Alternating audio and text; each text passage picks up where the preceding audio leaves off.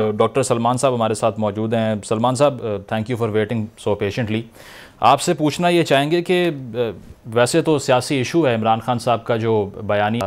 امریکہ مخالف بیانیہ تھا، لیکن آپ کو لگتا ہے کہ اس کے لیے اگر ان کا یہ ویژن ہے کہ کل کو میں حکومت میں آتا ہوں تو مسائل کھڑے ہو سکتے ہیں، اس طرح کا جو سینٹیمنٹ ہوتا ہے جب یہ پریویل کرتا ہے تو انٹرنیشنل تشخص اور جو ٹریڈ ہے، بائیلیٹرل ریلیشنز ہیں، یا پاکستان نے بیل آؤٹس جو لینے ہوتے ہیں آئی ایم ایف سے، اس پر بھی اثر انداز ہو سکتی ہے ایسی پالیٹکس؟ نہیں، آئی تھنک یہ بڑی نارمل چیز ہے کہ آپ کو پوری دنیا میں جو بہت بڑی بڑی اکنامک اور ملٹری پاورز ہیں ان کے ساتھ ایک ریلیشن شپ تو آپ نے مینٹین کرنی ہے نا۔ تو اس میں تو کوئی دو رائے نہیں ہے کہ آگے چل کے امریکہ کے ساتھ ہماری کوئی جنگ تو نہیں ہونی، اس کے ساتھ ورکنگ ریلیشن شپ بہت ضروری ہے۔ آج آپ نے دیکھا کہ جو بائیڈن جو ہے وہ چائنا کے پریزیڈنٹ کے ساتھ ان کی میٹنگ ہوئی ہے، حالانکہ پچھلے ہفتے تک ان کی خاصی آپس میں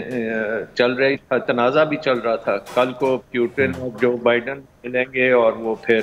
کچھ نہ کچھ سیٹل کر کے آگے چلیں گے۔ تو آئی تھنک کہ یہ انٹرنیشنل ریلیشنز میں تو یہ ساری چیزیں ہوتی ہیں، اور بڑی اچھا میرا خیال ہے اقدام کیا ہے کہ کلیئر کر دیا گیا ہے کہ بھئی جو ہمارے ساتھ ہوا تھا سائفر کا جو قصہ تھا اس سے آگے چلنا ہے۔ تو یہ تو بڑی پازیٹیو چیز ہے۔ اچھا سلمان صاحب جی، اس کے علاوہ جس طرح انٹرو میں ہم نے ڈسکس کیا کہ 90% کاروباری ادارے جو ہیں وہ ملک کی صورتحال پہ مایوس ہیں، گیلپ سروے کی یہ رپورٹ ہے، کیا لگتا ہے کون سے فیکٹرز ایسے ہیں جو اتنی ہوپ لیسنس پھیلا رہے ہیں کاروباری طبقے میں؟ دیکھیں، اس سے بھی ایک بہت بڑا جو انڈیکیٹر ہے جو کہ بہت کریٹیکل ہے پاکستان کے لیے، اور وہ یہ ہے کہ پاکستان کی جو ڈیفالٹ کا انڈیکیٹر ہے اس کو سی ڈی ایس کہتے ہیں، کریڈٹ ڈیفالٹ سواپس، اور اس پہ جو ریٹ ہے وہ بہت زیادہ بڑھ چکا ہے، 64% سے تجاوز کر گیا ہے، اور یہ وہ ریٹ ہے جس پہ انٹرنیشنل مارکیٹ ایک قسم کی اپنی رائے دے رہی ہے کہ پاکستان ڈیفالٹ کے بالکل دھانے پہ پہنچ چکا ہے، اور یہ بتدریج بڑھتا جا رہا ہے، یہ نہیں ہے کہ یہ کم ہو رہا ہے۔ اور ہم نے دیکھا کہ آئی ایم ایف پروگرام کے باوجود یہ اوپر گیا ہے، اور جب تک آئی تھنک کہ یہ پولیٹیکل پولرائزیشن ملک کی ٹھیک نہیں ہوتی اس وقت تک یہ اوپر ہی رہے گا، کیونکہ اب ہم نے دیکھ لیا 8 مہینے تو ہو گئے اس گورنمنٹ کو، اور اس گورنمنٹ نے جو بھی پروگرامز کیے ہیں آئی ایم ایف کے ساتھ 4 مہینے لگائے نیگوشیٹ کرنے میں، پھر دوسرے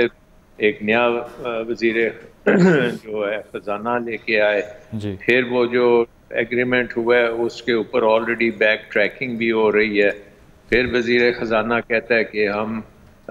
جو ایکسچینج ریٹ ہے اس کو مارکیٹ بیس نہیں ہونے دیں گے، حالانکہ آپ کا آئی ایم ایف کے ساتھ معاہدہ ہے کہ وہ مارکیٹ بیسڈ ایکسچینج ریٹ ہوگا۔ تو یہ چیزیں جو ہیں یہ کنٹریبیوٹ کر رہی ہیں ہماری انسٹیبلٹی کو، اور پرٹیکولرلی اکنامک انسٹیبلٹی جو ہے وہ اس کا مطلب یہ ہے کہ آپ کے اوپر جو بیرون ملک قرضے ہیں ان کو ری فائنینس کرنا بڑا امپاسبل تقریباً ہوتا جا رہا ہے، کیونکہ اگر یہ آپ کا رسک پریمیم نیچے نہیں آئے گا، جب تک آپ کے انٹرنیشنل یورو بانڈز اور سکوکس پہ جو ڈسکاؤنٹ ہے وہ کم نہیں ہوتا اس وقت تک آپ ری فائنینس نہیں کر سکتے، جس کا مطلب یہ ہے کہ آپ کو بیرون ملک اپنے قرضوں کو سروس کرنے کے لیے آپ کو آئی ایم ایف کے علاوہ چین، امریکہ، جو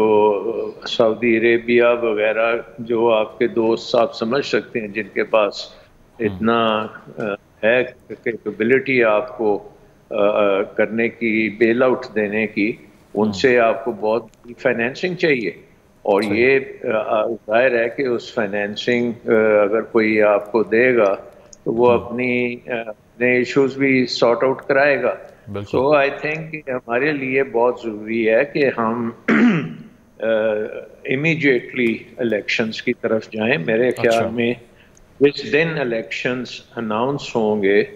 اس دن آپ کا یہ رسک پریمیم کم ہونا شروع ہو جائے گا، اور ایک اگر روڈ میپ نکل آیا الیکشنز کا، اور الیکشنز کے بعد ایک کیئر ٹیکر گورنمنٹ کا، کیئر ٹیکر گورنمنٹ کے بعد ایک الیکٹڈ گورنمنٹ جو ایک اسٹرانگ مضبوط 2/3 میجورٹی کے ساتھ اگر آ جاتی ہے تو آپ کا بڑی ڈرامیٹکلی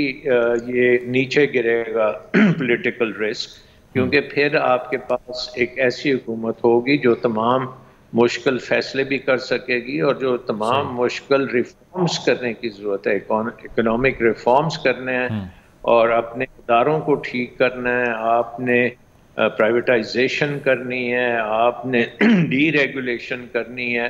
اور آپ نے انویسٹمنٹ کلائمیٹ کو ٹھیک کرنا ہے، تو وہ ایک ٹھیک ہے، اس کے لیے فریش مینڈیٹ چاہیے